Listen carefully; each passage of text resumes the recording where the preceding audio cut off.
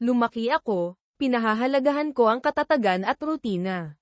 Ang mga magulang ko, bagamat hindi mayaman, ay lumikha ng isang mapag-alaga na kapaligiran na nakatuon sa kasipagan at katapatan.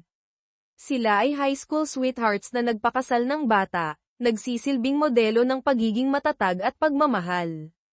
Umaasa akong magkaroon ng katulad na ugnayan sa aking magiging asawa, na nakabatay sa respeto at pangako sa isa't isa.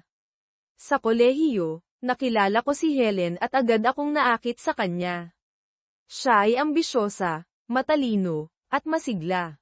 Mabilis kaming nagkaibigan. Kagagraduate ko lang noon ng degree sa IT at nakakuha ng trabaho, habang si Helen ay nagpatuloy sa kanyang pag-aaral, at kalaunan ay natapos ang kanyang abogasya.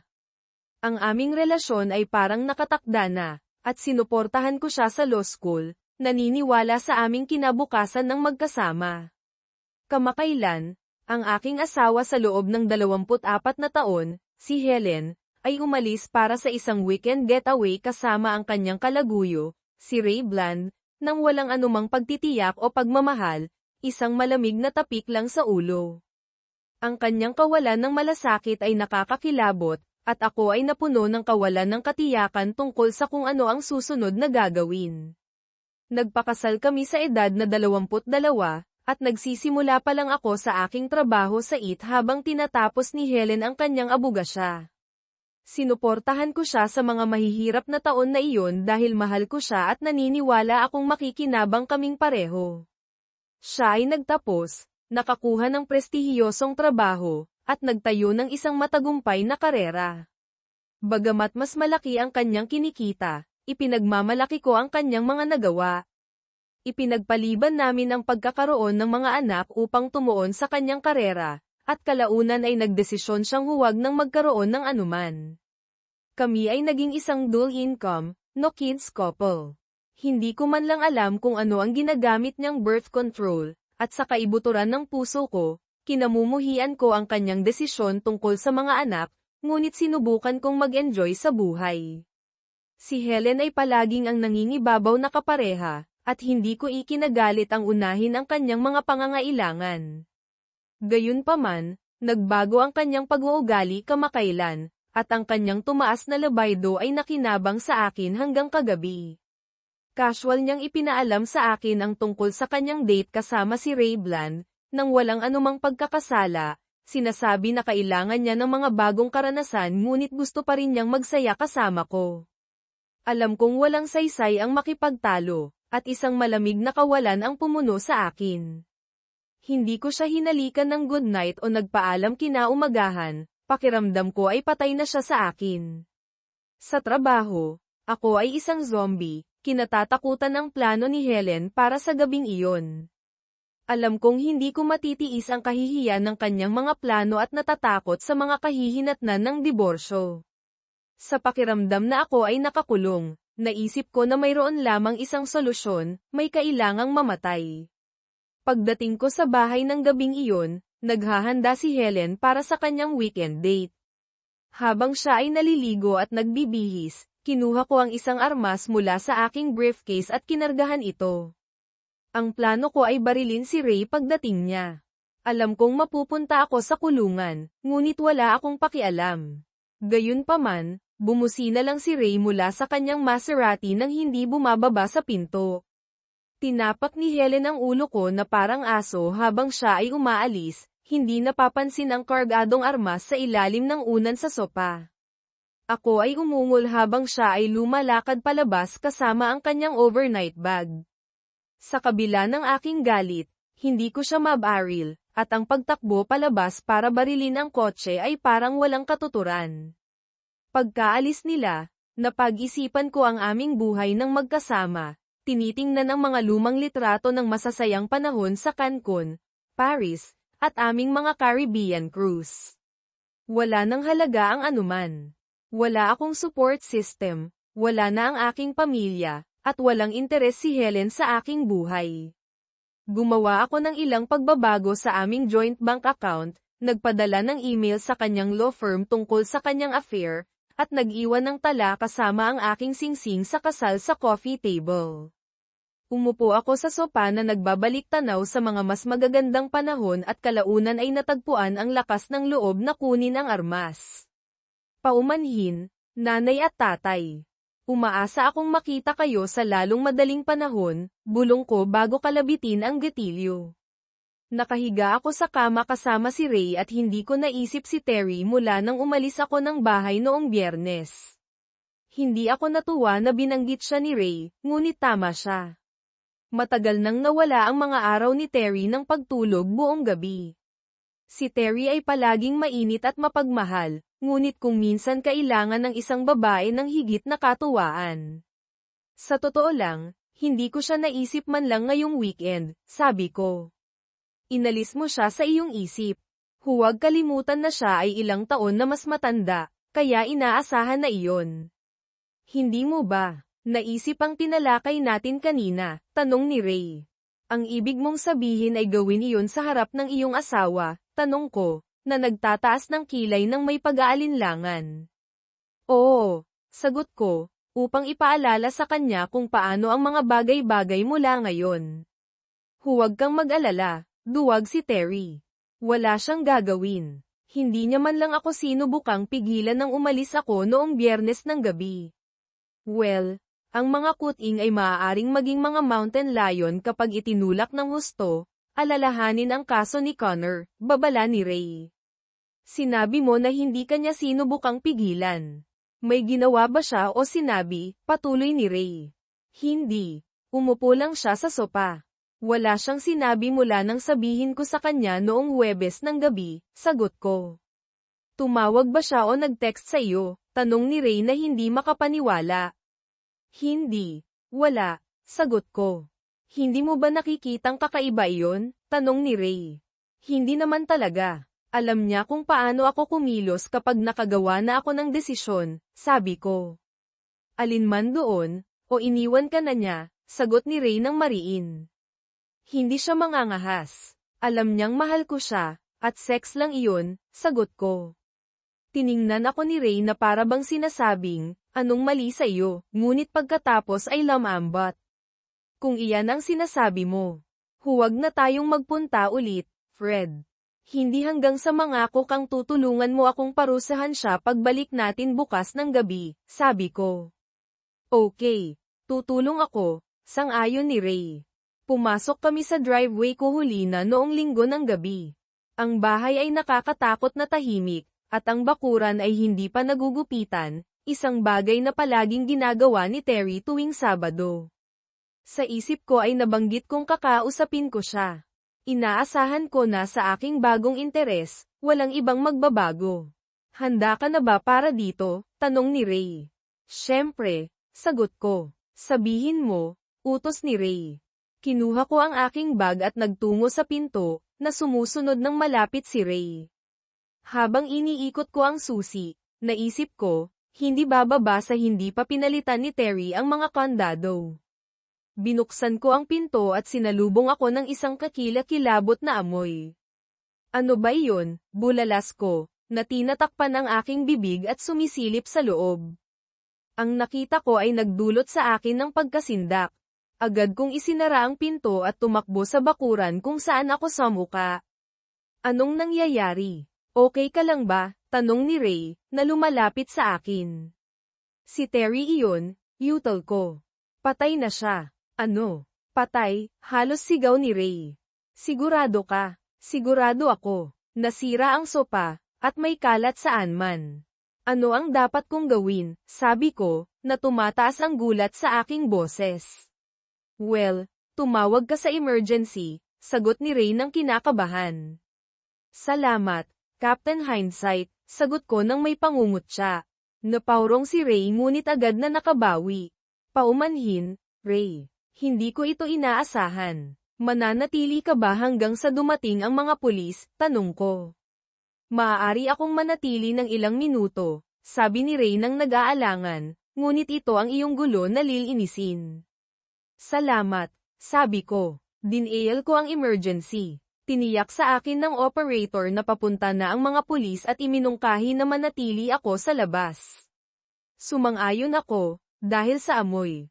Naghintay kami at ng Maserati ni Ray, at bigla akong natauhan, patay na si Terry. Ayaw ko nito. Gusto kong alagaan niya ako sa aking pagtanda. Nang mapagtanto ko iyon, napaiyak ako. Inakbayan ako ni Ray. Alam mong kailangan mong tawagan si Bledo, sabi ni Ray.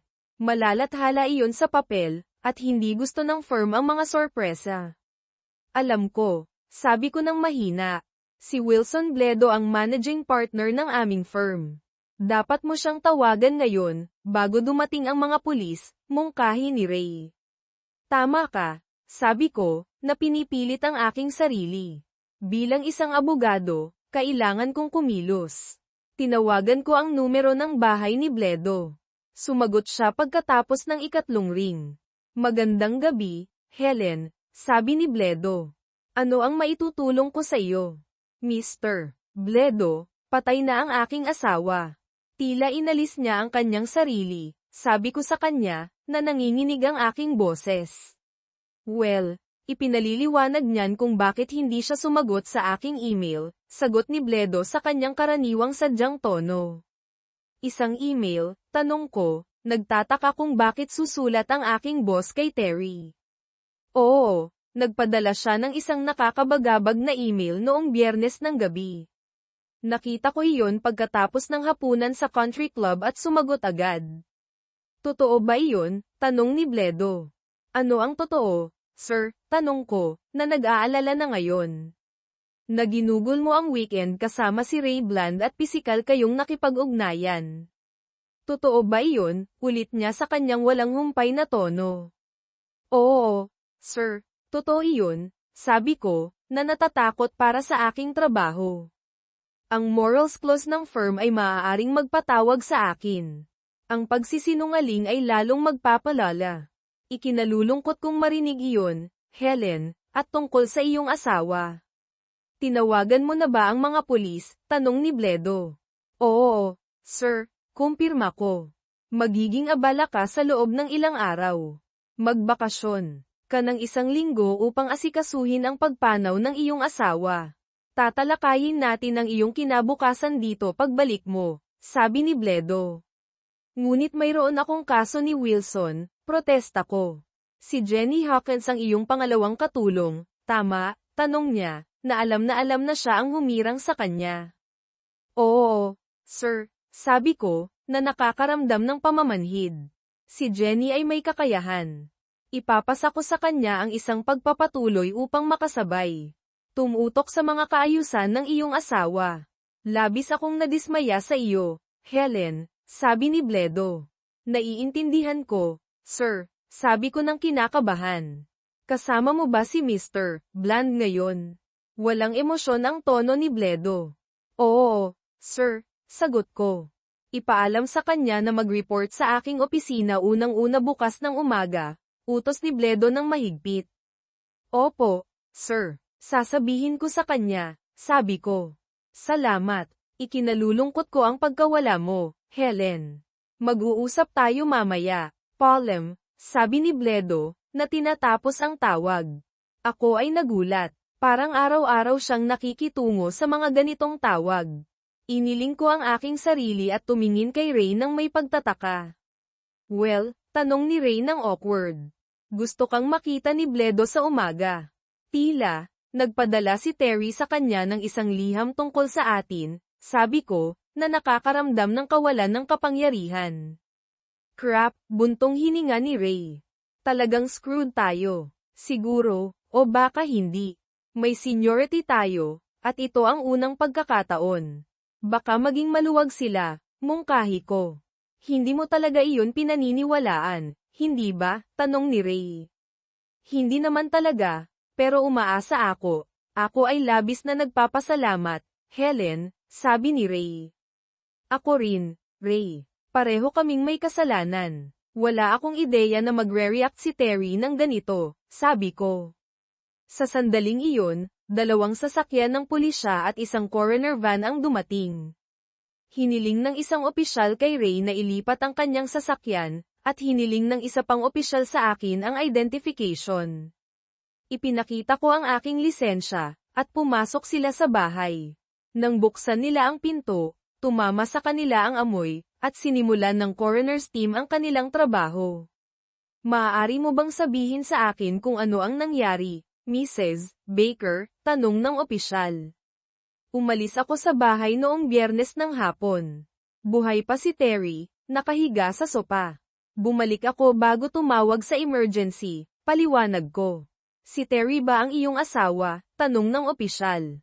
Oo, sabi ko. At wala ka buong weekend? Tanong niya, na nagtataas ng kilay. Oo, sagot ko. At ano ang ginawa mo ngayong weekend? Tanong niya nang walang kinikilingan. Kasama ko ang isang katrabaho, sagot ko ng patago, na nararamdaman ang pagpilipit ng aking tiyan. Ito ba ang ginoong kasama mo? Tanong ng opisyal. Oo, kumpirma ko, na sinisikap na manatiling detached ngunit nabigo. Nakasama na ako sa maraming interogasyon, ngunit iba ito. Nagpatuloy siya sa ilang karagdagang tanong, na sinagot ko ng maikli. Pagkatapos ng isa pang 20 minuto, tinapos ng opisyal ang pagkuha ng aking pahayag. Sinubukan kong manatiling walang pakialam, ngunit siya ay nakatuon, at nanatiling pula ang aking mukha habang ipinapaliwanag ko ang aking weekend. Kinailangan kong aminin na ginugol ko ang Biyernes ng gabi sa isang eksklusibong nightclub at ang natitirang weekend sa isang prestihiyosong apartment complex, kahit na ibinigay ang aking apartment number. Ano ang dapat kong gawin? Dalhin ang fifth, humiling ng abogado. Kinukuha lang niya ang mga pahayag ng saksi sa isang posibleng crime scene. Ako ay isa lamang bystander, kahit nakasangkot.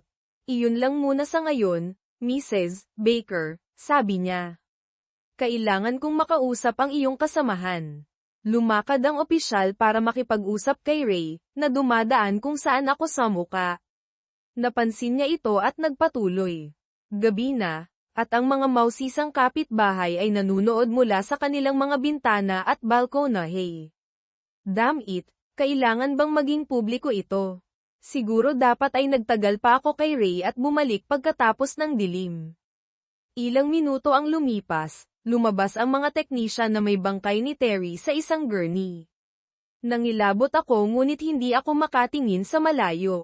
Inilagay nila ang gurney sa van, tinupi ang kanilang mga suit sa isang bag, at umalis. Lumapit sa akin ang isang opisyal na may mga guhit ng sarhento, na may dalang 2 plastic bag. Mrs. Baker, sabi niya, ako si Sergeant Smith. Natagpuan namin ang armas na ito sa tabi ng iyong asawa. Alam mo bang mayroon siya nito? Tanong niya, na nagpapakita ng armas ni Terry. Oo, regalo iyon mula sa kanyang lolo. Matagal na niya iyon, sagot ko, na nanginginig. Nagtataka ako kung nakuha ni Terry ang armas pagkaalis ko o mayroon na siya noon pa man. Nagplano ba siyang gamitin ito kay Ray o sa akin bago ibaling ito sa kanyang sarili? Ang mga kwento ng balita tungkol sa mga pagpapakamatay na hindi ko pinansin ngayon ay parang totoo. Mahal ako ni Terry, hindi ba? Natagpuan namin ito sa coffee table, sabi ng sarhento, na hawak ang isang bag na may tala at singsing sa kasal ni Terry. Nanginginig, binasa ko ang tala sa pamamagitan ng plastik. Ito ay isang galit na liham na sinisisi ako sa kanyang pagpanaw sa aming nasirang pag-aasawa, puno ng mga salitang hindi pa niya nagamit noon. Nang inig ang mga kamay ko, ibinalik ko ang tala sa sarhento. Nanginginig ang aking mga tuhod, ngunit hindi ako bumigay. Kung hindi ako nagulat kanina, ngayon ay nagulat na ako. Natanto ko na kung nagsalita si Terry noong Huwebes, baka buhay pa siya. Ngunit hindi ako maaaring magtagal sa mga sana. Bilang isang abogado, kailangan kong harapin ang katotohanan sa harap ko, na humihinga ng malalim upang pakalmayan ang aking sarili.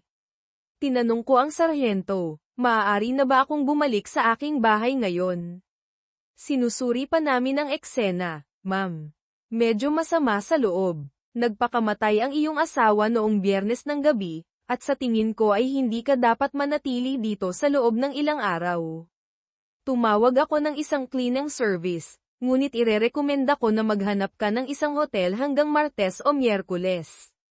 Maaari ko bang kunin kahit man lang ang aking computer at ilang gamit para sa loob ng ilang araw? Tanong ko ng propesyonal. Kapag tapos na kami, sabi ng sarhento. Maaaring tumagal ng isa pang oras. Pinag-aralan niya ako sandali, pagkatapos ay iniabot sa akin ang isang card. Alam kong ito ay isang pagkabigla. Irerekomenda ko si Gina Hastings, isang mahusay na tagapayo na tinutukoy namin para sa trauma. Sabihin sa kanya na kinausap mo ako. Papapasukin ka niya agad. Salamat, Sergeant Smith, sagot ko, na nakakaramdam ng pagkainis sa pangangailangan ng isang tagapayo. Pag-iisipan ko iyon. Ipinakita ng kanyang ekspresyon ang hindi pagsang-ayon at pag-aalala. Tawagan mo siya agad, o makipag-usap sa isang pastor o kaibigan, sabi niya, pagkatapos ay bumalik sa loob. Bumantong hininga ako at umupo sa duyan sa balkonahe na ipinakabit ni Terry noong nakaraang tag-init. Minsan lang namin iyon ginamit mula noon. Hindi ko maiwasang isipin ang liham ni Terry. Sumama sa akin si Ray sa bangko, na naglalayo ng distansya. Napansin ko ang ilang kapitbahay na nanunood pa rin mula sa kanilang mga bintana. Gusto nilang malaman kung paano natin ginugol ang weekend, sabi ni Ray nang may buntong hininga. Sinabi mo sa kanila ang lahat, tanong ko, na nagulat. Halos. Ang mga basics lang, sagot ni Ray. Ano ang gusto ng sarhento? Tanong ko. Sumulat si Terry ng isang liham ng pagpapakamatay, sabi ko ng blanko. Sinisisihan ka? Tanong ni Ray nang may pangungutya. Tinawag niya akong mangkukulam at sinabi na ang kanyang dugo ay nasa aking mga kamay, sagot ko. Hindi mo maaaring sisihin ang iyong sarili. Siya ang nagkalabit ng gatilyo, sabi ni Ray nang mariin. Tama ka, halos bulong ko. Ngunit kailangan kong harapin ang mga kahihinatnan ng aking mga desisyon. Nagpatuloy si Ray, sa tingin ko alam ko kung paano sasagutin si Bledo. Dahil hiwalay ako at balo ka, walang panganib ng mga demanda. Ang aming date ay personal at hindi isang iskandalo. Walang dahilan ang firm para tanggalin kami. Tatawagan kita bukas pagkatapos ng pulong para mag-coordinate. Tiningnan ko siya, na napagtanto ko ng huli kung gaano karami ang ginawa ni Terry para sa akin. Nakatuon si Ray sa pagliligtas ng kanyang karera habang sinusubukan kong iligtas ang aking katinuan. Sabihin mo sa akin kung ano ang sinabi ni Bledo, ang huli kong nasabi.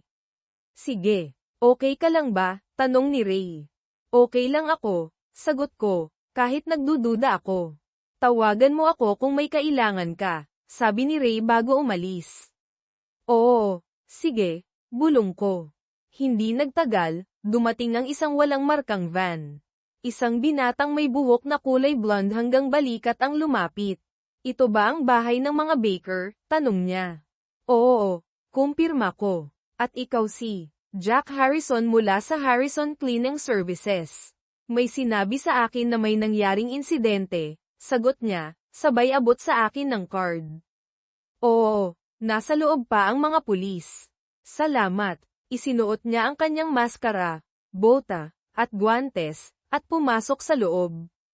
Pagkalipas ng ilang minuto, lumabas sina Jack at ang mga pulis.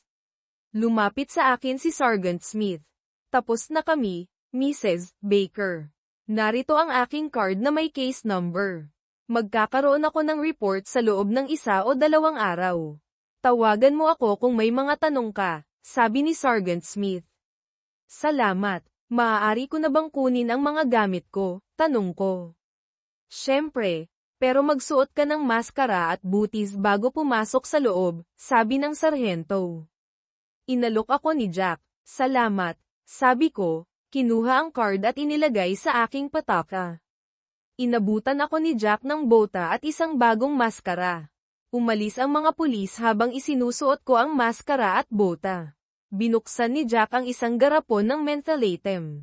Ilagay mo ito sa iyong ilong, medyo masama pa rin ang amoy sa loob, payo niya.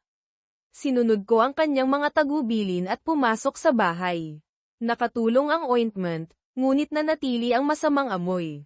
Sinuri ko ang kalat sa mamahaling sectional sofa at napagtanto kong kailangan ko itong palitan. Nagkakahalaga ito ng higit sa $6,000 at wala pang 8 buwan. Ang abstract na painting sa itaas nito, na nagkakahalaga ng $2,000, ay nasira, natalsikan ng dugo at utak ni Terry.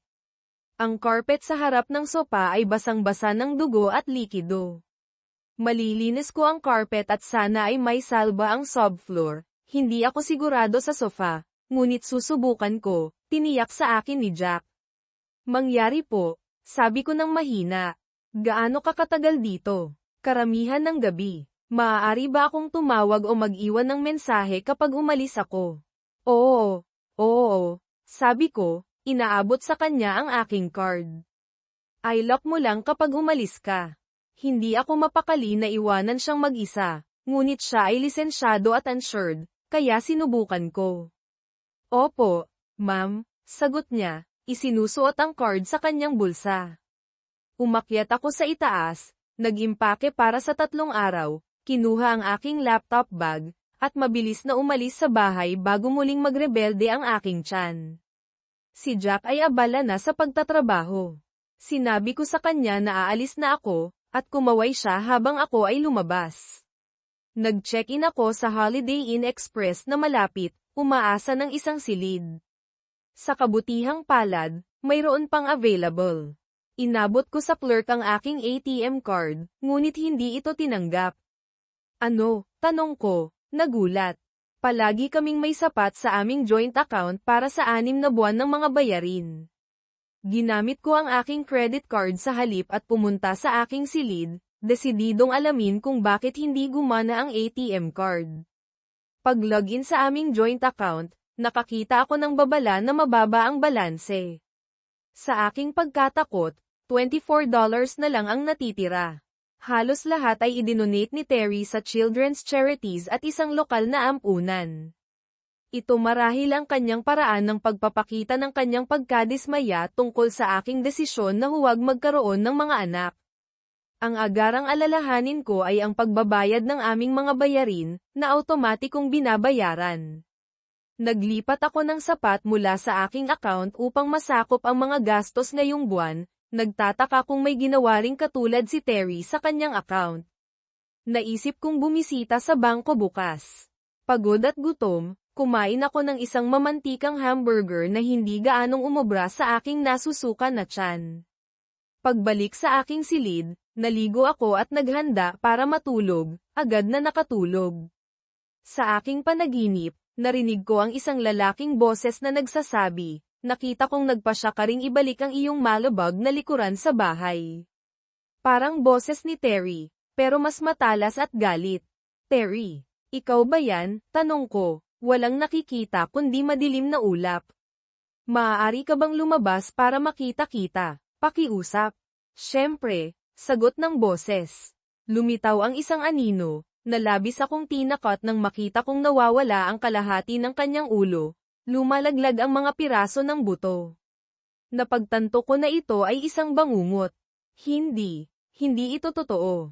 Hindi ka totoo. Isa ka lamang piraso ng masamang hamburger na kinain ko, pahayag ko. Sinusubukang magpakatatag. Kumislap ang kanyang mga mata ng pula, at lumapit siya sa akin. Una kong naamoy, pagkatapos ay binulag ako ng kanyang nagliliyab na mga mata. Isang sigaw na nagpapabalikwas sa akin ang nagpabalikwas sa akin at bumagsak sa aking tuhod, nakatakip ang aking mga kamay sa aking ulo. Mabuti. Okay, paulit-ulit kong sinabi. Totoo ito. Totoo ka. Mas mabuti pang maniwala ka. Ikaw na miserableng dahilan ng asawa, bulyo niya. Terry, ako, panimula ko, pero itinaas niya ang kanyang kamay para patahimikin ako. Tumahimik ka. Bruha, nasa konsensya mo ito. Ano sa tingin mo? Tanong niya. Ibinaling ang kanyang ulo upang ipakita ang sugat na labasan. Hindi gaanong naiiba kaysa sa $2,000 na piraso ng kalokohang painting na ipinilit mo. Akala ko, nagustuhan mo ang painting, pagtutol ko ng mahina. Kinamumuhian ko ito, ngunit pinasaya ka nito. Akala ko magsasawa ka, tulad ng pagsawa mo sa akin. Sulit ba ang pagiging kay Ray? Tumingin ako sa ibaba, nahihiya, ngunit tahimik. Ang totoo, ito ang pinakamasayang panahon na naranasan ko sa loob ng mahabang panahon. Malinaw ang iyong mga iniisip dito, Helen. Terry Glow. Sinubukan kong umiwas ng tingin, ngunit naroon siya sa lahat ng dako. Nabasa ko ang iyong liham, yutal ko, binabago ang paksa. Bakit hindi mo sinabi sa akin ang lahat ng ito noong Huwebes? Mayroon bang magiging epekto? Tanong niya nang nagmamaktol. Sa tingin ko hindi. Hindi natin malalaman ngayon, sagot ko. Ayaw kong maging defensive. Sa tingin ko alam nating pareho ang sagot. Suminghal si Terry. Anong ginawa mo sa pera natin? Tanong ko. Sinusubukang baguhin muli ang paksa. Nagsimulang tumaas ang galit ko. Kailangan pa ring bayaran ang mga bayarin. Matalino ka, may isip mo ito, sagot ni Terry nang walang pakundangan. Alam kong ibinigay mo ito sa children's charities. Bakit? Tanong ko. Tumitindi ang galit. Ipinag-gate mo sa akin ang mga anak, kaya gusto kong makinabang ang ibang mga bata. Hindi bababa sa napunta ang pera sa mabuting paggamit, paliwanag ni Terry. Ngunit paano naman? Ako, alam mo kung ano ang nararamdaman ko tungkol sa pagkakaroon ng mga anak, pagtutol ko. Oo, nilinaw mo na ayaw mong mabigatan sa isang karera at isang sanggol. Nakuha mo ang gusto mo. Tulad ng kay Ray. Paano iyon? Sagot ni Terry. Buhay pa ako. Hindi ko pinili ang paraan ng duwag, bulyo ko. Kumislap ang kanyang mga mata ng pula. Duwag na paraan. Sa tingin mo ba madaling pumutok ang ulo ko? Ang panonood sa iyong pag-alis kay Ray ang pinakamahirap na bagay. Sinabi ko sa iyo na isang weekend lang iyon. Sinabi ko sa iyong mahal kita. Alam mong babalik ako, sabi ko ng desperado. Tinapak mo ako sa ulo na parang aso. Akala mo magiging handa akong, traidor na lalaki mo. Hindi ko iyon matandaan, ngunit sigurado akong ibig sabihin ko ay pagmamahal, pagtutol ko. Tumawa si Terry ng madilim. Inaasahan mong maniniwala ako pagkatapos ng weekend na iyon. Sa tingin mo ba gusto kitang hawakan ulit, alam ang ginawa mo? Mas gugustuhin kong mamatay kaysa maging traidor mong lalaki. Paano mo nalaman iyan? Tanong ko. Malinaw ang iyong mga iniisip dito. Tumingin ka, sabi niya, tinuturo. Lumitaw ang isang umiikot na ulap, na naging isang malaking disk. Lumitaw ang isang imahe ni Ray sa akin. Napagtanto ko sa pagkatakot kung ano ang nakita ni Terry. Sumigaw ako sa takot at sinubukang itanggi ito, ngunit alam kong totoo ito. Ang susunod na revelasyon ay mas masahol pa. Ako ang bida sa palabas na ito. Hindi iyon nangyari, pagtutol ko. Hindi. Ngunit pinag-usapan ninyo ni Ray iyon, sabi ni Terry. Para mo na ring ginawa. Anong dahilan ang ibibigay mo sa akin? Na isang beses lang iyon. Tiningnan ko si Terry, nagulat. Paano niya nalaman? Oo, tinalakay namin ni Ray iyon, ngunit wala pa kaming mga plano. Ngunit walang nangyari sa mga iyon, pagpipilit ko. Hindi na mahalaga iyon dito. Ang pag-iisip at pakikipag-usap tungkol dito ay katulad ng paggawa nito, sagot ni Terry. At ano ang lugar na ito? Langit, tanong ko ng sarkastiko. Hindi. Ito ay isang lugar ng pagkikita sa pagitan ng iyong realidad at akin, paliwanag ni Terry. Isang pulang ilaw ang nagsimulang sumikat sa ulap. Ano iyon? Tanong ko. Tapos na ang ating oras. Kailangan ko nang bumalik, sabi ni Terry. Sandali, bakit ka nag-iwan ng $24 sa account? Pakiusap ko. Matalino ka, isipin mo ito, sanggal ni Terry. Siya, dagdag niya, tumalikod. Nagising ako na basang-basa ng pawis. Alas 8:30 na ng umaga. Nakatulog ako ngunit pakiramdam ko ay tumakbo ako ng isang marathon. Pagod, pumunta ako sa banyo pagkatapos ay tumingin sa salamin. Ang maitim na bag sa ilalim ng aking mga mata ay nagpatingin sa akin ng 10 taon na mas matanda. Naalala ko na sinabi ni Terry na mas bata ako ng 10 taon. Sa loob-loob ko, mayroon akong isang buong araw sa unahan, kaya naligo ako, nagbihis, at bumaba para mag-almusal at magkape. Kinuha ko ang umaga na pahayagan, Nagtataka tungkol sa anumang mga ulat tungkol sa pagpapakamatay ni Terry. Mayroong isang maliit na abiso tungkol kay Terry na binaril ang kanyang sarili, ngunit ang aking pangalan ay hindi binanggit, na isang kaluwagan. Natapos ko ang almusal at naglakad sa aking kotse. Tumunog ang aking telepono. Si Rai iyon. Uy, Rai, kumusta? Tanong ko. Halos gaya ng inaasahan, sagot ni Rai. Nasa administrative leave ako habang iniimbestigahan nila ang mga bagay. Hindi maganda ang hitsura. Kailan mo malalaman? Tanong ko. Sa loob ng 2 linggo, ngunit hindi ako naghihintay. Kumusta ka? Tanong ni Rai. Okay lang ako, sabi ko, hindi binabanggit ang aking bangungot. Pagkatapos ay tinanong ko, mayroon bang iba sa opisina na nakakakilala ng sino man na may internal email? Sabi ni Rai, mukhang sinabi ng iyong asawa sa lahat. Kalokohan. Napabuntong hininga ako. Gusto mo bang magkita tayo para sa tanghalian? Marami akong dapat gawin ngayon. Bukod pa rito, hindi magiging matalino sa ilalim ng mga pangyayari, sagot ni Rai. Tama ka. Tawagan mo ako kung may kailangan ka, sabi ni Rai. Tinapos namin ang tawag. Sinuri ko ang aking mga mensahe. Umalis si Jack sa bahay sa ganap na 5:30 AM. Mayroon din akong mensahe mula sa aking kapatid, si Janice. Nakita ko ang pahayagan. Si Terry mo ba iyon na nag-alis ng kanyang sarili? Text ni Janice. Oo, text ko pabalik.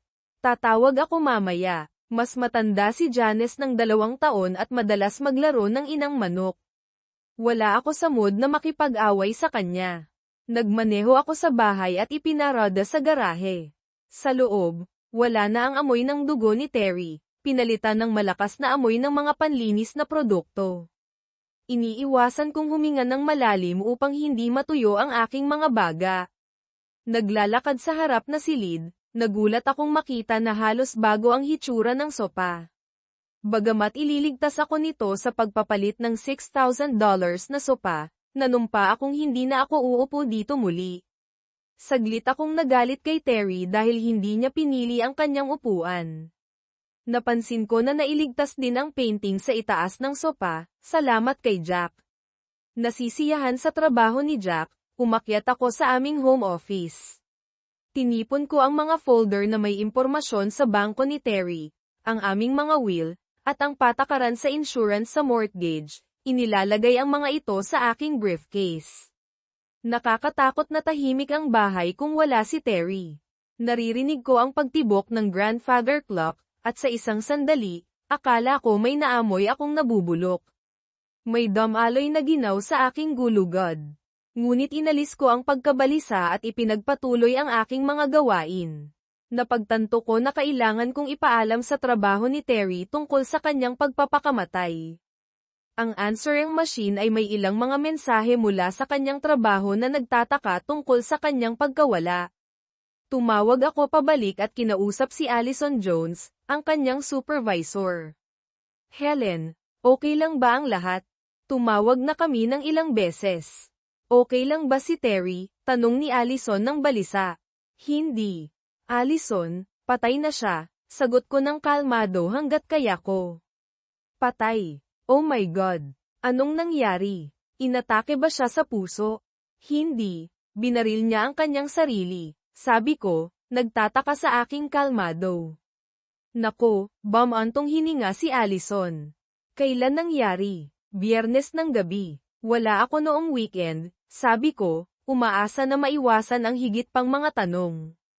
Ikinalulungkot ko, Helen. Ipaalam mo sa amin ang tungkol sa LeMay. Gustong dumalo ng lahat dito, sabi ni Allison. Hahayaan ko ang HR na makipag-ugnayan sa iyo tungkol sa insurance at sa kanyang 401k. Tumawag ka kung may kailangan ka. Salamat, Allison. Pinahahalagahan ko ito, sabi ko. Tinapos namin ang pag-uusap, at nakaramdam ako ng ginhawa. Mas maganda ang resulta kaysa sa inaasahan. Sinigurado ng kumpanya ni Terry ang mga empleyado sa loob ng 2.5 beses ng kanilang sweldo, na maaaring umabot sa $250,000. Umaasa ako na walang clause sa pagpapakamatay, at alam ko na magiging kapaki-pakinabang ang kanyang 401k. Ibinaba ko at napansin ang nakakatakot na katahimikan ng bahay. Nakatira kami dito ng higit sa 20 taon, halos magandang taon. Ngayon ang bahay ay parang isang libingan. Ang mga alaala ni Terry ay nasa lahat ng dako, bagamat salamat na wala ang kanyang multo. Nakaramdam ako ng ginaw at naisip na may nagmamasid sa akin, ngunit tiniyak ko sa aking sarili na ako ay nag-iisa. Binuksan ko ang mga bintana upang alisin ang amoy ng kemikal at mabilis na umalis sa bahay, patungo sa bangko. Sa bangko, tinanong ko ang teller tungkol sa balanse ng account ni Terry. Mayroon kaming access sa mga account ng isa't isa para sa mga emergency. Sumimangot ang teller sa kanyang computer at pagkatapos ay pumunta para kunin si Arnold Johnson, ang bank manager, na nag-imbita sa akin sa kanyang opisina. Mrs. Baker, natutuwa akong dumating ka. Plano kong tawagan ka mamaya, sabi ni Arnold. Ah, bakit? Tanong ko, nakadarama ng kuryusidad at pagkabahala. Na-flag ng aming sistema ang maraming transaksyon noong weekend mula sa 2 sa iyong mga account. Gusto kong tiyakin na alam mo, sabi ni Arnold. Alam kong gumawa ang aking asawa ng ilang mga donasyon sa kawanggawa noong Biyernes nang hindi kumukonsulta sa akin.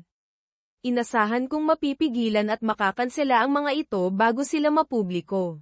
Gusto ko ring suriin ang aktibidad sa kanyang account. Tinaas ni Arnold ang kanyang kilay at tumingin sa monitor bago sumagot, sa kasamaang palad, hindi iyon posible, Mrs. Baker. Pinroseso ang mga donasyon bago mismo ang deadline noong Biyernes, kaya karamihan sa kanila ay naipasa na. Kailangan ko ang perang iyon, pakiusap ko. May paraan pa ba para maibalik ito? Maaari kang makipag-ugnayan sa kanila at ipaliwanag ang sitwasyon. Maaaring ibalik nila ang pera, ngunit walang garantiya, paumanhin ni Arnold. Maaari kitang bigyan ng printout ng lahat ng mga tatanggap. Ito ay isang mahabang listahan. Ang isang simpleng apela ay malamang na hindi gagana, at ang pagdedemanda sa lahat ng mga kawanggawa ay magkakahalaga ng higit sa mga legal na bayarin at higit pang masisira ang aking reputasyon. Naiisip ko ang mga headline, Sekim na abogado nagdemanda sa mga kawanggawa. Kung walang iba, magkakaroon ka ng malaking bawas sa buwis, sabi ni Arnold, sinusubukang pag-aanin ang mod. Tinitigan ko siya, naguguluhan sa kanyang pagtatangkang magpatawa. Pagkatapos ng ilang awkward na sandali, nilinaw niya ang kanyang lalamunan at umiwas ng tingin. Paano naman ang account ni Terry? Tanong ko, binabago ang paksa. Sinuri ni Arnold ang kanyang computer. Sa loob, mayroon siyang sapat upang panatilihing bukas ang account. Nagkaroon ng maraming aktibidad noong Biyernes. Binayaran niya at kinansela ang kanyang credit card at gumawa ng malaking pagbabayad sa Westside Funeral Home and Crematory. Tumama iyon sa akin ng husto. Maingat na pinlano ni Terry ang kanyang pagpapakamatay. Paano naman ang ibang mga account natin? Tanong ko. Hindi niya ginalaw ang mga iyon. Buo pa rin ang inyong pinagsamang ipon at sertipiko ng deposito, sabi ni Arnold. Mabuti, sagot ko, nakahinga ng maluwag. Kailangan ko ring mag-apply ng insurance sa aming mortgage. Iniabot ko sa kanya ang mga papeles. Mukhang nasa ayos naman ang lahat, sabi ni Arnold, naglabas ng isang form. Punan mo ito at ibalik kasama ang kopya ng death certificate. Kung mas maaga, mas mabuti.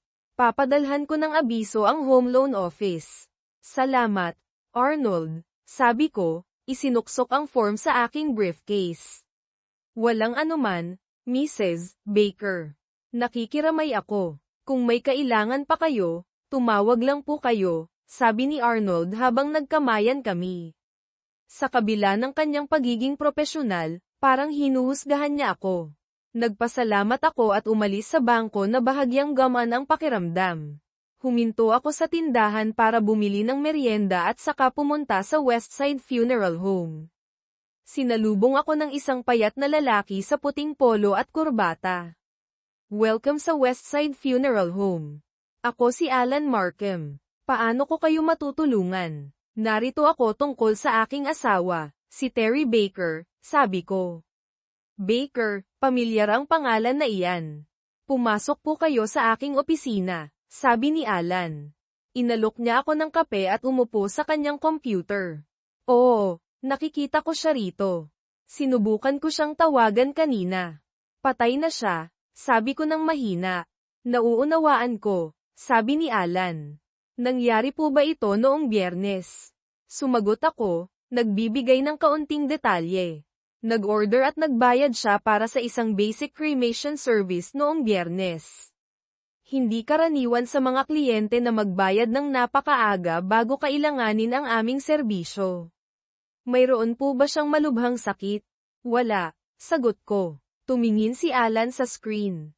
Kung gayon, kailangan nating gumawa ng panghuling mga kaayusan. Mayroon po ba kayong death certificate niya? Wala pa. Dinala ang kanyang katawan sa morgue noong Linggo ng gabi. Makukuha ko ang certificate kapag tapos na ang coroner. Kapag pinalabas na nila ang kanyang katawan at nakuha mo na ang certificate, ipaalam mo sa akin at magpapatuloy tayo, Mrs. Baker, sabi ni Alan. Ginugol namin ang sumunod na oras sa pag-uusap tungkol sa mga kaayusan. Hindi regular na nagsisimba si Terry, ngunit lumaki siya bilang Methodist o Lutheran. Nagpa siya ako sa isang simpleng cremation na walang memorial service. Tinanong ni Alan kung gusto kong itago ang mga labi ni Terry, ngunit nanindig ang aking balahibo sa isipin. Walang problema. Binayaran ni Mr. Baker ang kanyang mga labi upang ilibing sa columbarium, maliban kung gusto mong kunin ang mga iyon, sabi ni Alan. Umalis ako sa funeral home na nakakaramdam ng depresyon at kailangang makipag-usap sa isang tao. Tinawagan ko ang aking kapatid na si Janice, na nagtatrabaho ng part-time sa county library. Uy sis, sagot ni Janice. Nagtataka ako kung kailan ka tatawag. Naging abala ako, sabi ko. Hindi ko na maalaya na magkakaroon ng napakaraming detalye.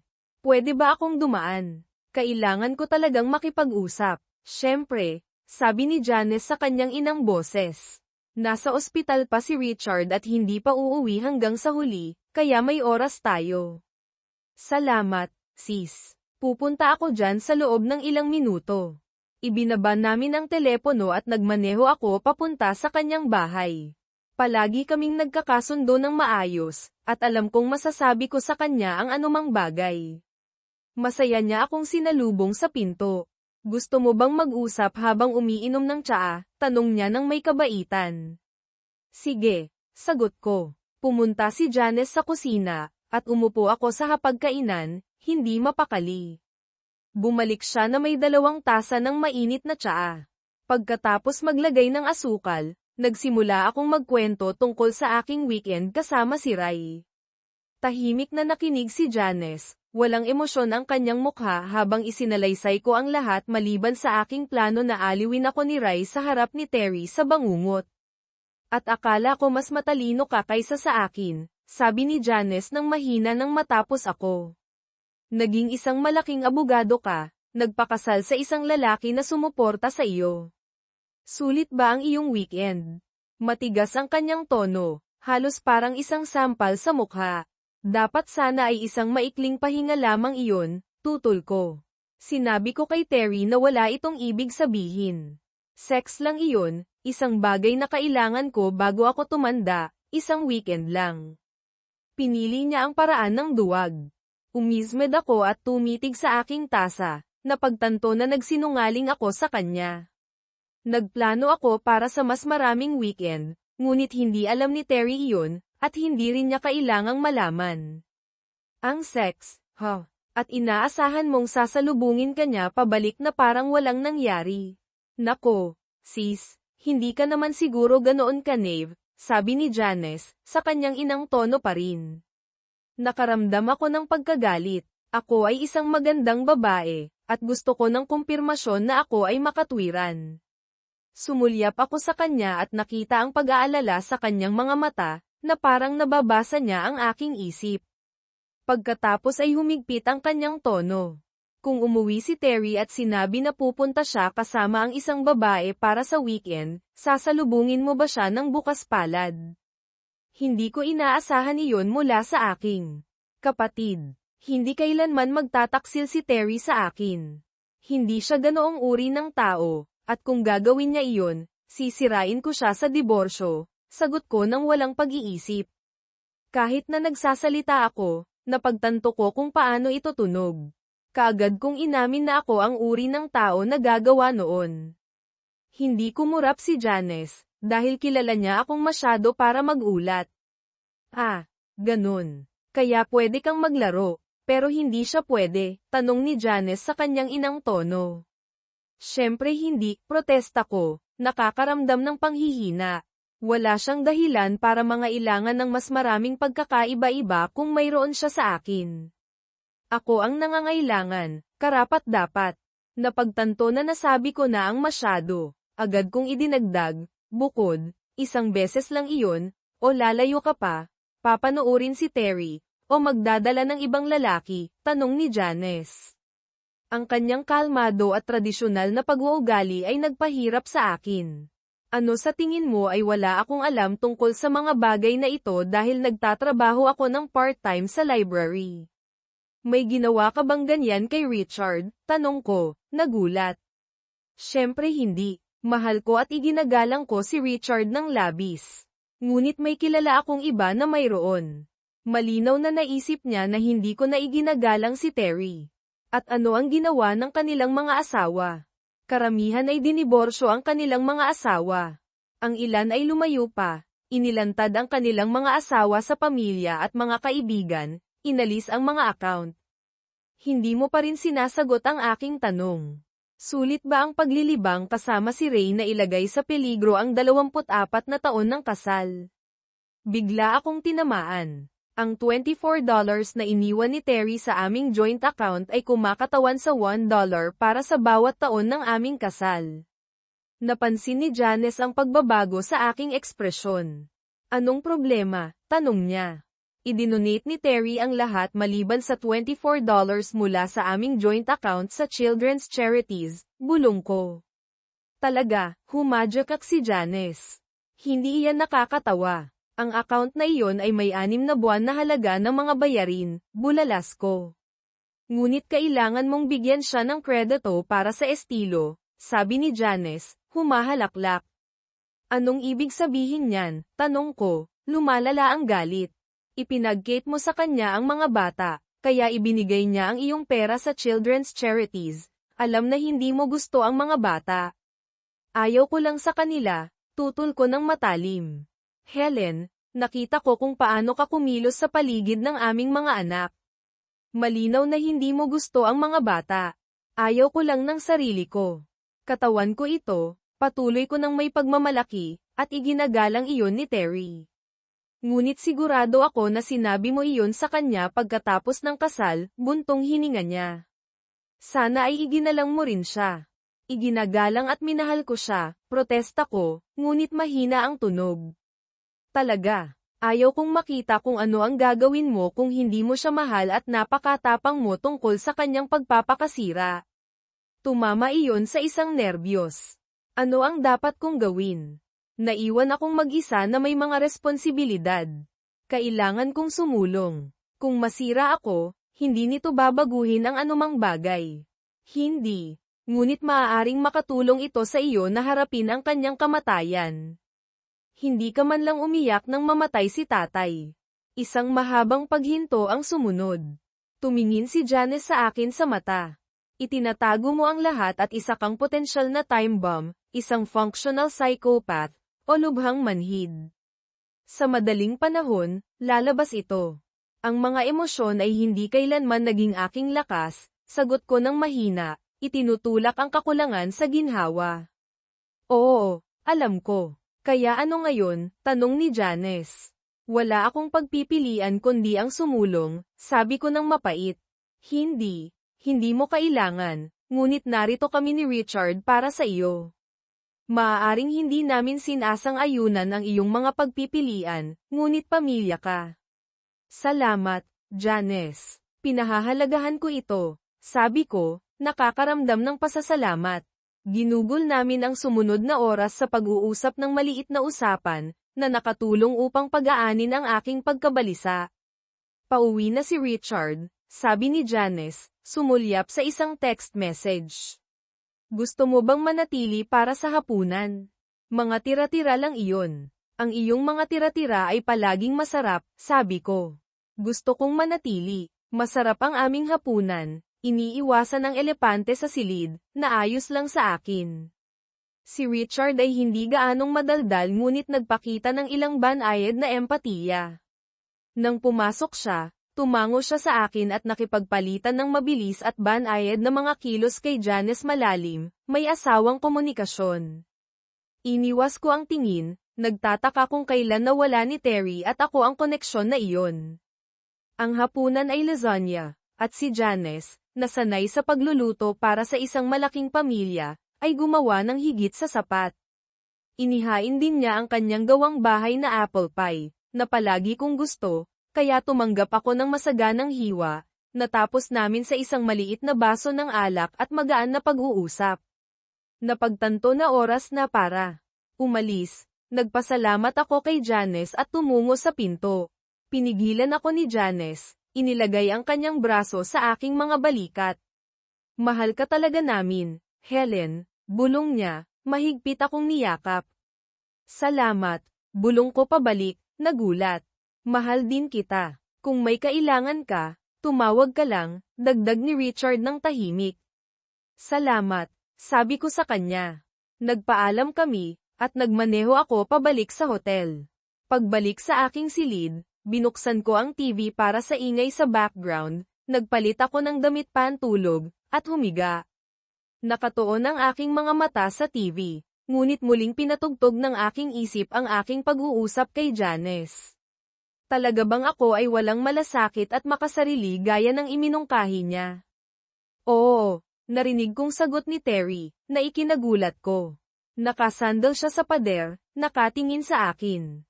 Paano? Bakit ka narito? Tanong ko, nagtataka. Nakakatulog ka, humadyak siya. Mumultuhin mo ba ako sa bawat panaginip? Tanong ko, nakakaramdam ng malamig na hukay sa aking tiyan. Iyon ang plano, sagot niya na may baluktot ng ngiti, na ginagawang nakakatakot ang kanyang nakalantad na bungo. Kaya, sa tingin mo talaga ay isa akong walang malasakit, walang emosyon, makasariling mangkukulam, tanong ko ng buong tapang. Oo, sagot ni Terry, hindi nahihiya. Ipinapakita iyon ng iyong mga aksyon. Tumango siya patungo sa TV. Sa aking pagtataka, nagpakita ito ng mga eksena mula sa aking buhay. Pamatak ang mga luha habang pinapanood ko ang aming kasal, nakikita kaming bata, masigla, at puno ng pagmamahal. Habang nagpapatuloy ang pelikula, nakita ko ang mga pagbabago sa akin. Si Terry ay palaging sumusuporta, nagtatrabaho ng husto upang matapos ko ang pag-aaral. Nagtipid kami ng pera, madalas na kumakain ng murang pagkain, ngunit masaya kami. Pagkatapos ng graduation, nakakuha ako ng trabaho, at nagbago ang mga bagay. Bumili kami ng bahay at namuhay ng matipid hanggang sa umangat ang aking karera. Nagsimula akong makita ang mga bata bilang isang hadlang. Pinanood ko habang binabalewala ko ang mga pagsisikap ni Terry, isinasantabi ang kanyang mga alalahanin, at tinatanggihan ang kanyang mga pangarap. Hindi ko kailanman gustong magbuntis, ngunit itinago ko ito kay Terry, ginagamit ang aking karera bilang isang dahilan. Dapat ay naging tapat ka mula sa simula na hindi mo gusto ang mga bata, sabi ni Terry na walang emosyon, na nagbigay sa akin ng mga goosebumps. Alam mo na gusto ko ang mga bata, ungol niya habang pinapanood namin ang pelikula. Paumanhin, nauutal ko. Habang nabuksan ang aming buhay may asawa, nakita ko ang isang pader na lumalaki sa pagitan namin, ladrilyo sa ladrilyo. Palaging sinusuportahan ako ni Terry. Inuuna ang aking mga kagustuhan. Ako, sa kabilang banda, ay nawalan ng paggalang sa kanya nang kumita ako ng higit pa kaysa sa kanya. Hindi mahalaga na mas maganda ang aming buhay sa parehong sahod. Nakita ko ang lahat bilang akin. Ako ay malinaw na ang nangingibabaw sa aming kasal. Kinayamutan ito ni Terry ngunit tahimik na sumuko, nakatuon sa aming kasal. Sa aming ika-12 anibersaryo, napagtanto niya na kaya niyang mabuhay ng disente ng mag-isa ngunit ayaw niyang aminin ang pagkatalo sa pamamagitan ng pagdidiborsyo. Ako, samantala, ay nasiyahan sa aking pangingibabaw, na humantong sa akin upang ituloy si Ray. Nang magsimula ang affair, wala na akong paggalang kay Terry. Oo, tama iyan, ungol ni Terry. Napagtanto ko na ito ay isang huling pagtugon sa aking paumanhin. Nasaan ang Terry na ito nang kailangan ko siya? Siguro kung naging bastos siya bago ako umalis noong nakaraang Biyernes, hindi ko sana ginawa ang ginawa ko. Talaga bang 3 araw pa lang ang nakalilipas? Parang mas matagal. Nagsimulang tumunog ang alarm clock. Gumulong ako at pinatay ito, tumitingin sa dingding kung saan naroon si Terry, ngunit wala na siya. Panaginip lang ba iyon? Tama ba si Terry? Mumultuhin niya ba ako magpakailanman? Bumangon ako, naligo, at nagsepilyo ng aking ngipin. Ang matandang babae sa salamin ay hindi kamukha ko. Mukha at pakiramdam ko ay kakilakilabot. Sa kabila ng paggastos ng magdamag sa kama, nakaramdam ako ng pagod. Nag-impake ako, nag-almusal, at nag-check out. Mas mabango ang bahay kaysa kahapon ngunit parang isang creep pa rin. Ang silid tulugan ay parang isang refrigerator, at ang pagdaan sa sopa ay parang paglalakad sa isang bukas na freezer. Ang pag-iisip na umupo dito ay nagpindot sa akin. Hindi ko alam kung ano ang susunod na gagawin ni Terry. Mumultuhin lang ba niya ang aking mga panaginip? Naglakad-lakad ako, nag-iimbentaryo ng mga gamit ni Terry. Pagkatapos ay napagtanto ko na kailangan kong makipag-usap kay Jerry Smith, isang sertipikadong estate planner sa aming firm. Malamang na magagalit siya na ipinaalam ko sa bangko ang tungkol sa pagkamatay ni Terry. Ngunit hindi ako masyadong nag-aalala. Nagtataka ako kung kailan ka tatawag, sabi niya, sumasagot sa telepono. Pinanatili ko ang aking tono na negosyante, ipinapaliwanag kung ano ang nagawa ko, at tiniyak niya sa akin na hahawakan ang lahat. Isa itong perk ng pagtatrabaho sa isang law firm at magpapagaan ng malaking pasanin. Salamat, Jerry, pinahahalagahan ko ito, sabi ko, sinusubukang tumunog na taos-puso sa kabila ng pagtingin na pagod. Walang problema, iyon ang binabayaran sa akin. Maaari mo bang tipunin ang lahat ng iyong mga dokumento sa pananalapi at dalhin sa akin ngayong hapon? Tanong ni Jerry. Oo, pupunta ako dyan sa 3:00, sagot ko. Gana sa akin, sabi ni Jerry. Ginugol ko ang umaga sa pangangalap ng kung ano ang kailangan ko, kasama ang isang kopya ng will ni Terry. Nakaramdam ito ng kakilakilabot habang paminsan-minsang malamig na ihip ay umiihip sa kabila ng saradong mga pinto at bintana. Narinig ko ang mga langit-ngit na parang may naglalakad sa itaas, ngunit isinisi ko ito sa nerbiyos at nagpatuloy sa pag-iimpake. Pinalma ako ng isang mainit na shower, at nagpalit ako ng isang bagay na hindi gaanong casual kaysa sa maong ngunit mas casual kaysa sa aking karaniwang mga business suit. Sa opisina, tiningnan ako ng lahat ng masaya, pagkatapos ay mabilis na umiwas ng tingin. Malinaw na alam nila ang tungkol sa aking weekend kasama si Ray. Napula ang aking mga pisngi habang nagmamadali ako. Nagiging casual ang mga araw na ito, Helen Wilson, tanong sa likod ko. Lumingon ako upang makita si Wilson na nakangiti, ngunit hindi nito naabot ang kanyang mga mata. Pumunta ako upang makita si Jerry tungkol sa mga kaayusan ni Terry, sabi ko nang nagtatanggol. Ito ang pinakamakatwirang bagay na nagawa mo mula noong Biyernes, sagot niya ng pantay-pantay. Kapag tapos ka na, pumunta ka sa aking opisina ng ilang minuto. Sige, sabi ko, kinakabahan tungkol sa aking karera. Si Wilson, ang managing partner, ay isang makalumang ginoo, ngunit nakilala ko ang isang utos nang marinig ko ang isa. Sa wakas ay narating ko ang opisina ni Jerry. Ikinaway niya ako papasok na may pilit ng ngiti, nag-alok ng kape, at iniabot ko sa kanya ang aking mga papeles. Tinalakay namin ang lahat habang sinusuri niya ang mga ito. Mukhang nasa ayos naman ang lahat, sabi ni Jerry. Ako na ang bahala. May iba pa ba? Kailangan kong baguhin ang aking will at trust, sabi ko. May punto, sagot niya. Inilabas ang aking folder. Ang iyong asawa ay nakalista bilang isang benepisyaryo, executive, at medical power of attorney. Gusto kong palitan siya ng kapatid ko, si Janice Hopkins, sabi ko, at bigyan siya ng power of attorney, para sigurado lang. Sige, isulat mo lang sa lapis at lagyan mo ng inisyal. Aayusin ko ang mga pagbabago sa loob ng 1 o 2 araw. Salamat, Jerry, sabi ko, tinatapos ang aming pagpupulong. Naglakad ako papunta sa opisina ni Wilson, napansin ang mapanuyang tingin ng sekretarya na para bang istorbo ako. Helen, pasok ka, maupo ka, sabi ni Wilson na may kaaya-ayang ngiti. Kumusta ka? Mahirap, sagot ko ng maingat. Mukhang hindi ka nakatulog ng maayos, puna ni Wilson na may pag-aalala. Hindi naging madali, pag-amin ko, nag-aalangan na sabihin sa kanya ang tungkol sa aking mga panaginip. Tumango si Wilson at nagpatuloy, siguro nagtataka ka kung bakit kita pinatawag. Nagsimula si Wilson, hindi masaya ang mga senior partners. Nagpadala ng mga email ang asawa mo sa lahat ng nasa kumpanya, at malamang na kumalat na ang impormasyong ito sa labas. Nasira ang iyong personal at propesyonal na kredibilidad. Ang tanging dahilan kung bakit hindi ka pa natatanggol ay ang iyong huwarang 20 taong record dito. Pinag-isipan ko ang kanyang mga sinabi at ang hindi niya sinabi. Dahil sa kanyang tingin, nagdesisyon ako na sana'y hindi ko pagsisihan. Siguro dapat na akong magsumite ng aking resignation, sabi ko ng mahina, nakakaramdam ng buhol sa aking tiyan. Nagkunwari si Wilson na pinag-iisipan ito bago tumango.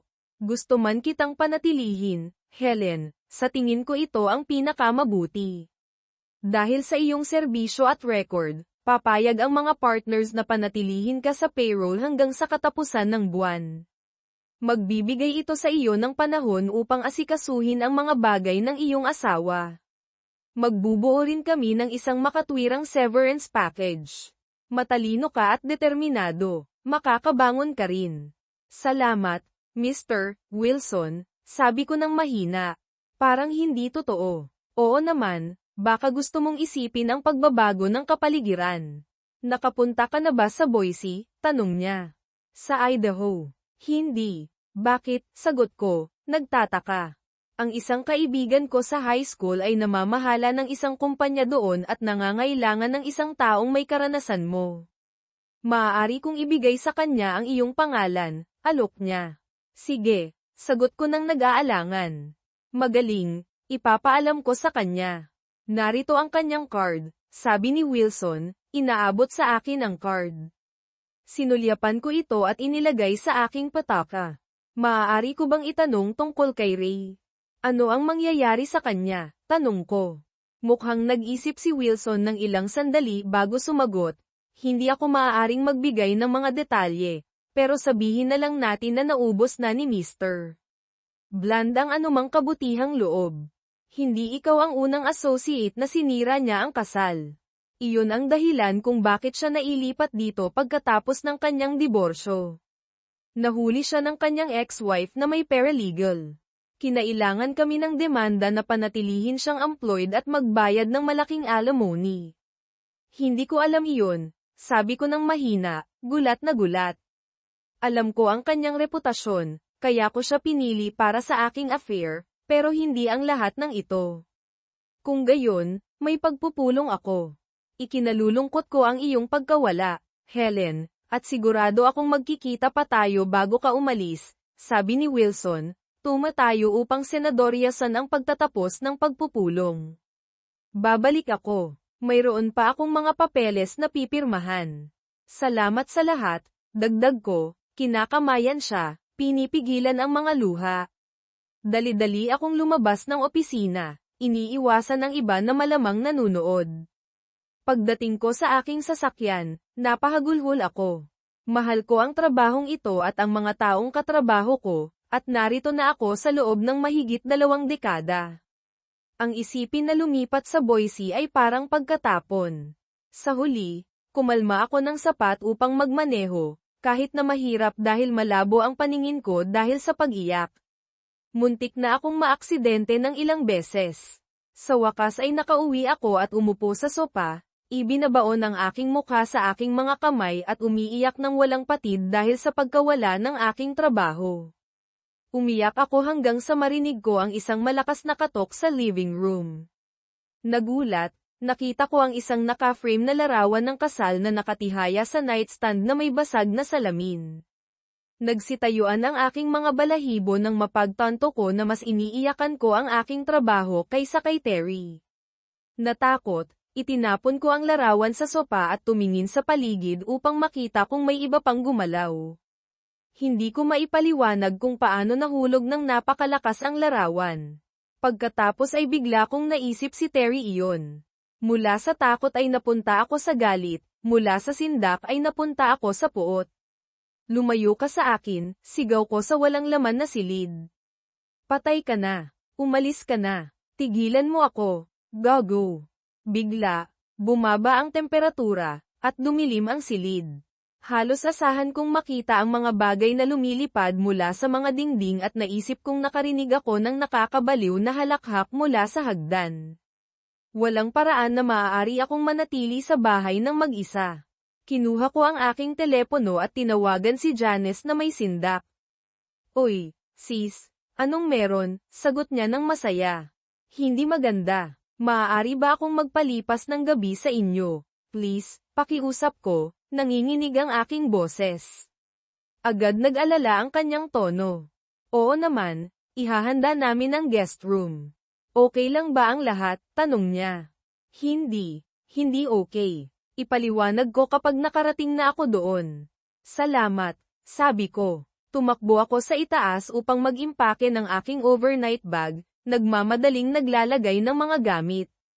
Kailangan kong umalis bago may gawin pang iba si Terry.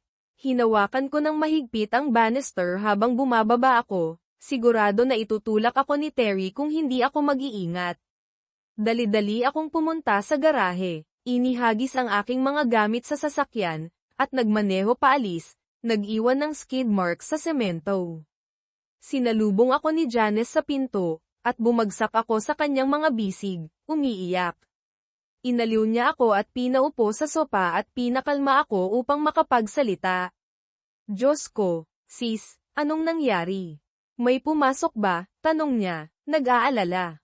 Mas malala pa, si Terry, sagot ko. Terry, patay na siya. Ano ang magagawa niya? Tanong ni Janice, tumitingin sa akin ng kakaiba. Ikinwento ko sa kanya ang tungkol sa nakaraang 2 gabi at kung ano ang nangyari sa bahay. Nakinig siya ng tahimik habang ako'y nagkukwento. Sinusubukan niya akong baliwin. Alam ko, hagulgol ko. Honey, nagdaan ka sa maraming stress. Baka kailangan mo lang magpahinga at matulog ng maayos, mungkahi ni Janice. Hindi mo naiintindihan. Sinabi sa kanyang self-destruction note na sana'y makita ko ang kanyang mukha sa tuwing ipipikit ko ang aking mga mata, at nakikita ko. Hindi ako nakatulog ng maayos mula noong linggo, at nag-resign ako sa aking trabaho upang maiwasan ang matanggal, hagulgol ko muli. Nako, paano na ang bahay at mga bayarin? Tanong niya, nag-aalala. May pera ako, at sasagutin ng insurance ang mortgage. Nagtatrabaho ako hanggang sa katapusan ng buwan, at pananggakwan ako ng severance pay, pero hindi ako maaaring manatili sa lugar na iyon. Galit sa akin si Terry, lilikadate niya ako kung mananatili ako, paliwanag ko, nanginginig ang aking boses. Nako, sis, sobra naman iyan. Paano ka masasaktan ng isang patay na tao? Tanong ni Janice, sinusubukang makipagmatwiran sa akin. Pero wala ka doon, protesta ko. Hindi, wala ako. Hayaan mo akong dalhin ang iyong mga gamit sa itaas, pagkatapos ay ipagtitimpla kita ng tsaa at gagawa ng grilled cheese sandwich. Makakatulong iyan upang kumalma ka, at pagkatapos ay maaari tayong mag-usap. Okay, alok ni Janice. Okay, Sabi ko, pakiramdam ko ay isang natatakot na estudyante. Dinala ni Janice ang aking mga gamit sa itaas at gumawa ng tsaa at grilled cheese sandwiches. Dinala niya ang mga ito sa isang tray sa front room at umupo sa tabi ko. Ang tsaa, na may lasa ng honey, at ang sandwich ay nagbalik ng mga alaala ng pagkabata at nakatulong sa akin na magpahinga. Mas maganda na ba ang pakiramdam mo? Tanong ni Janice nang nakapapayapa. Oo, sobra, sagot ko na may buntong hininga. Salamat, walang anuman. May sinabihan ka na bang iba tungkol sa pagkakita kay Terry? Tanong niya. Hindi, nagbibiro ka ba? Ipapapasok ako sa isang institusyon, sabi ko, nagbibiro. Hindi naman kinakailangan. Nagdaan ka sa maraming bagay. Siguro nakakagulat ang pagkakita kay Terry. Baka dapat kang magbakasyon ng ilang araw. Maaari kong kausapin si Richard tungkol sa pagpapahintulot sa iyo na manatili sa lake house. Makakatulong sa iyo ang ilang araw sa probinsya, mungkahi ni Janice. Maaaring tama ka. Iminungkahi rin ni Wilson na umalis ako. Binanggit niya ang Boise. Boise.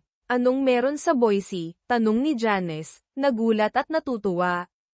Ang isang kaibigan niya ay namamahala ng isang law firm doon at nangangailangan ng isang magaling na abogado, sagot ko. Tatawagan mo ba siya? Tanong ni Janice. Siguro dapat, pero ayaw kong umalis dito. Ikaw at si Richard ang nag-iisang pamilya ko ngayon. Sumimsim ako muli ng tsaa. Nga pala, binago ko ang aking will at trust. Ikaw na ngayon ang nag-iisang beneficiary at executive ko. Binigyan din kita ng power of attorney. Sana ay hindi ka nagagalit. Hindi. Syempre hindi.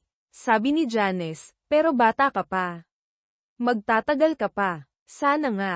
Pero gusto ko pa ring maging handa, sagot ko. Kumain at uminom kami ng tahimik sa loob ng ilang minuto. Talagang nagkamali ako, hindi ba? Bulong ko. Hindi ka nakakatulong sa iyong kaso kamakailan, pag-amin ni Janice nang may paggalang.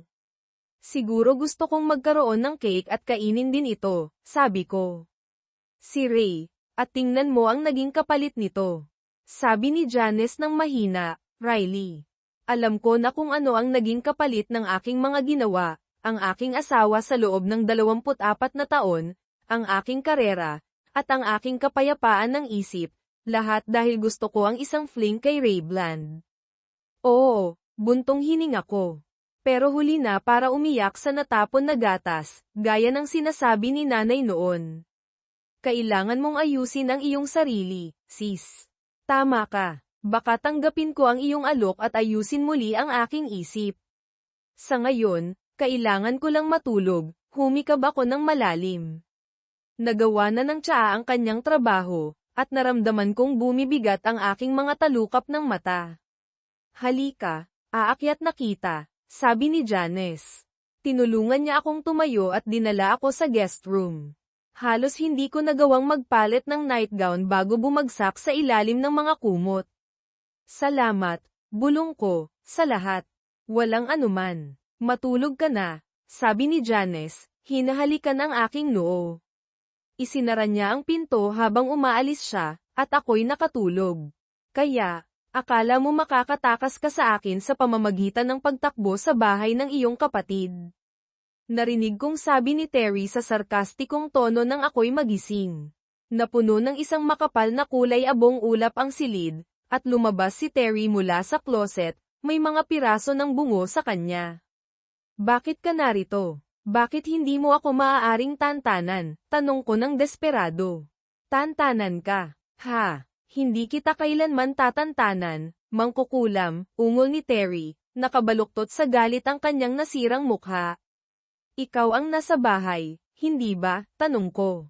Oo, nangailangan iyon ng pagsisikap, pero ngayon alam ko na kaya ko, ngumisi si Terry. Please, maaari mo ba akong tantanan? Patay ka na. Kailangan mong magpatuloy, pakiusap ko. Oo, patay na ako, pero kasalanan iyon Nino. Ikaw ang pamitik ng gatilyo, sagot niya. Oo, pamitik ako ng gatilyo. Ako iyon o ang iyong kasintahan, balik ni Terry. Sisirain mo sana si Ray, Sabi ko. Pinag-isipan kong mabuti, pero masyadong mabilis iyon.